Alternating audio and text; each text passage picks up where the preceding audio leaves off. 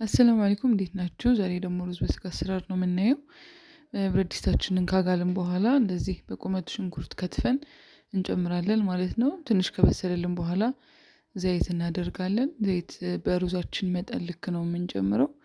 እሱን ደግሞ በደንብ እናቁላለዋለን ማለት ነው። ዘይቱ ከሽንኩርቱ ጋር በደንብ በሰል ካለልን በኋላ ያዘጋጀነውን ቅመም እንጨምራለን። ቁርንፍድ፣ ቀረፋ፣ ከሙንና ቁንዶ በርበሬ ነው ያደረኩት። አንድ ላይ በደንብ ሽንኩርቱ ጋር እናሸዋለን።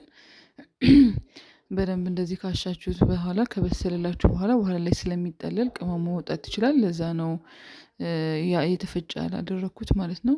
በደንብ ከበሰለ በኋላ አጥበን ያዘጋጀነውን ስጋ እንደምታዩት እንጨምረዋለን ማለት ነው። ምንም ውሃ ሳናደርግ ለምን በራሱ በስጋው እንፋሎት ጠበስ እንድናደርገው ማለት ነው። ውሃ አንጨምርም።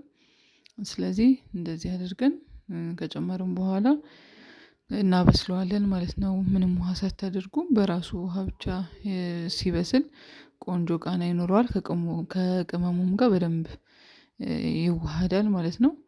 እንደዚህ ከበሰለላችሁ በኋላ ላዩ ላይ የፈላ ውሃ ብታደርጉት ጥሩ ነው። እንደምታዩት ከለሩ እንደዚህ ቀየር ብሏል። እሱ ላይ ምን ታደርጋላችሁ? ነጭ ሽንኩርት ደግሞ የበለጠ ቀላ እንዲል እና የበለጠ ቃና እንዲኖረው ያደርጋል። ስለዚህ ቀዝቃዛ ውሃ ከማድረግ የፈላ ውሃ አድርጋችሁ ታበስሉታላችሁ ማለት ነው። ሩዙን ከፈልጋችሁ እዚህ ላይ ጨምራችሁ ማብሰል ትችላላችሁ። ካልሆነ ደግሞ መረቁን ወስዳችሁ በመረቁ ሩዙን ሰርታችሁ ለብቻ ስጋውን መጥበስ ይቻላል ማለት ነው። እኔ ግን ያደረኩት እንትን ነው ማለት ውሃን የከለስኩት እንደዚህ እንደምታዩት። ከዛ ላዩ ላይ ትንሽ ጨው ታደርጋላችሁ። ከዛ ይሄን ብረት ድስት ነው የተጠቀምኩት፣ የሚዘጋውን ብረት ድስት ማለት ነው።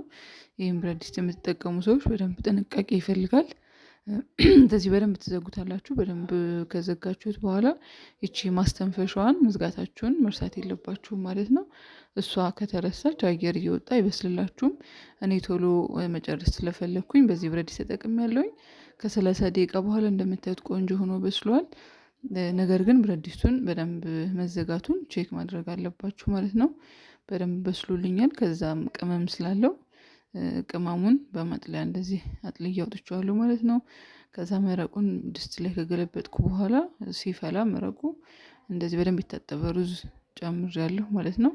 ላዩ ላይ ደግሞ ጨው ያንሷል ብላችሁ ካሰባችሁ ትጨምራላችሁ። ሌላ ምንም አትጨምሩም። ያው የተቀመመ ስለሆነ እንደዚህ መጥበሻችሁን ታግሉና ቀቅላችሁ ያዘጋጃችሁትን ስጋ ትጨምሩታላችሁ ማለት ነው። መጥበሻ ላይ በደንብ ዘይቱ ሲግል ትንሽ ነጭ ሽንኩርትና ዝማሬ ነው ታደርጋላችሁ። በጋለው መጥበሻ እንደዚህ ጠበስ ጠበስ ታደርጉታላችሁ ማለት ነው። ላዩ ላይ ደግሞ ቆንጆ ቃናና ቶሎ ቀይ እንዲሆንላችሁ ከፈልጋችሁ ትንሽ የበርበሬ ትጨምራላችሁ።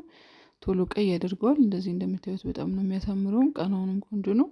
የጠበሳችሁትን ስጋ ሩዝ ውስጥ ከተካቱትና ትንሽ እሳት ታደርጋላችሁ በስኒ።